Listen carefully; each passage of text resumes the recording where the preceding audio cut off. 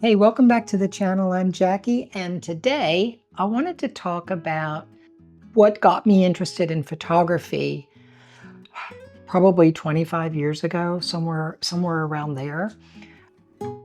It was noticing the lighting that really got me interested in taking better photos. Let me explain exactly what I'm talking about, because many people, if you're just new to taking photos in the garden, you might be struggling with these same concepts that I struggled with in the beginning, and just noticing lighting and angles and backlighting, side lighting, front lighting. Here's a photo that I took probably 15 years ago or so, and it was in the morning. I was at a garden center and I was taking this photo of a cactus, and I noticed the light coming around the cactus, and it was almost a backlit, but I believe probably the lighting was just off to the left a little bit, and it just made the whole cactus glow. That is what really started to interest me in taking photos of flowers and plants and foliage. And the word translucency, which is that ability of light to pass through something, but you can't see what's on the other side of it. So a leaf that is green, the light magnifies through there and just brightens it all up, and you can really see, but you can't see what's on the other side of the leaf. Flowers, you can get light to pass through the petals and it illuminates them. The journey started in water gardening.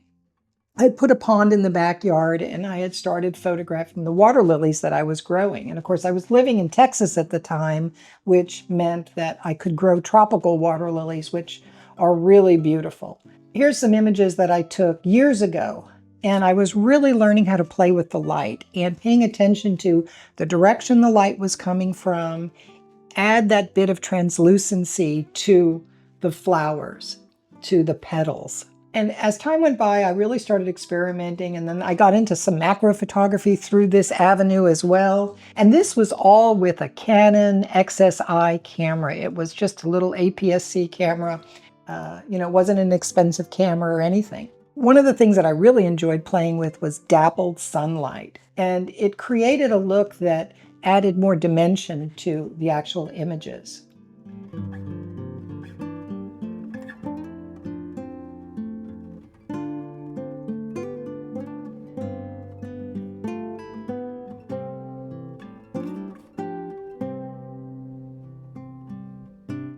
Backlit sunlight and angles was another way that I was experimenting with this. And as the years went by, I started taking photos where I was really paying attention to the direction the sunlight was coming through and how it even could illuminate a path that you would be walking down and draw your eye down and what it was you wanted to see at the end of the path in this photo here. And then just even playing with light as it was coming through leaves and just illuminating them and creating a sense of three-dimension. Backlighting, this tomato plant that I took, where the backlighting really accentuates all the little hairs that are on all the stems and the leaves that you can see just glowing from the light coming in the back. And you can have soft lighting that's just coming in from the side that is adding more dimension again. This looks more three-dimensional because you've got shadows on one side and the soft light on the other side. This was a great shot because the butterfly was just glowing with the sunlight coming right through the wings of the butterfly. And you can also see that in the dahlia flower that it's on, just glowing. Everything was just glowing. The background was really soft and it just made a nice pleasing picture there. This honeybee, where the light is just illuminating the wings and also their body. The light is just passing through the lower abdomen on the honeybee and it just makes it glow. Here in my patio where I have my potting bench and everything else, this photo, I mean, it's nothing special about this photo, but I like the way that the light is streaming in from the left and going across the pavement there in front and just just the whole way that those plants that are on the potting bench just get illuminated with those green leaves just being lit by the sun coming through them. Flat light is just not as flattering from what I have found, and one of the ways that I've been combating this or looking for ways to improve a photo is to really pay attention to the direction that the light is coming from. So here's an example. This is a Japanese maple that I planted in the backyard, and I took this photo to demonstrate that the light is from behind me and it is hitting the tree, but nothing is passing through those leaves that I'm capturing. And if I just go to the other side of the tree and take a picture this way, you can see how those leaves just glow, and it adds a whole other dimension to the photograph that you just don't get with that first one.